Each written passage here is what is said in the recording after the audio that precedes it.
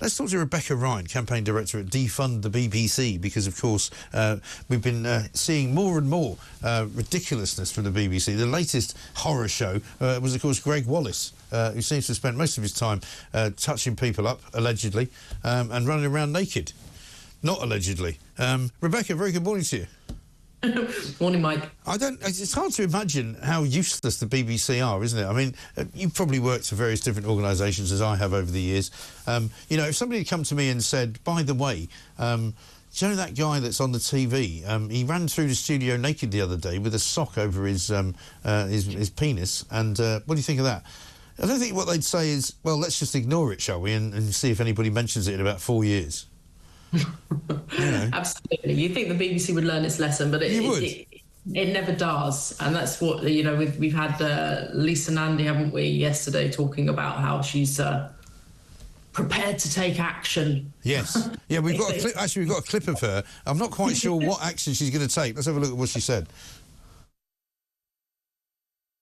Having spoken to the BBC in recent weeks about the Gregg Wallace allegations, I am really clear that we're seeing too many of these cultures of silence and issues being swept under the rug, people who cannot advance through the current complaint system because it would have an impact on their career, potentially ending their career. And I am clear that people need to be heard, action has to be taken, and perpetrators have to be held to account. Yeah, I'm against the culture of silence as well. Like, for example, when you ask them what Lord Ali did when he had a pass for Downing Street, or indeed why Sue Gray had to leave her job. Culture of silence, anyone? Exactly, but this is the thing, is we know this sort of stern warning from Lisa Nandy is just meaningless, and the Labour government is going to push on because, as we know, the BBC is the mouthpiece for the Labour government. We had Keir Starmer saying only a few weeks, saying only a few weeks ago that, you know, the BBC are backing us on the BBC. You know, it's... And he managed to get that wrong as well, as it turned out they had to then reverse what they'd said. Exactly, the wonderful details of the BBC there, right. Marking their own homework. But yeah, absolutely, it's just really disappointing. It's good that Lisa Nandy's sort of saying, you know, something needs to be done, but saying over and over again, you know, I am clear that, and I am prepared to take action. These are empty words when you don't actually make any changes. And the BBC's been doing this for decades, hasn't it? It's been doing this since the... And also, Lisa Nandy sitting there reminds me of that clip from Father Ted, you know, when they're standing outside a building with a slogan that just says, down with this sort of thing.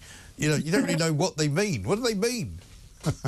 Exactly, and the thing is, the BBC won't change unless we've threatened to take its money away from it. And, you know, the only way we can do that is by getting rid of the licence fees. So as long as they've got this guaranteed income, and the Labour government's already said that they're securing this kind of the TV licence going up in line with inflation up until 2027. So they're giving them this sort of security to carry on. So why would they change the culture of kind of cover-up? I know, it's absolutely ridiculous. And a number of times, I mean, surely at some point or other, Tim Davie will be asked, you know, when are you actually going to give up your job and resign because of all of the scandals that you've, you know, been in charge of over the course of time that you've been in charge? Well, exactly. But I mean, it's how much control does he really have there? Is he just a figurehead? What has he really done? You know, because, as you say, we've had Hugh Edwards, we've had Gregg Wallace, we've had all of these incidents that just keep happening.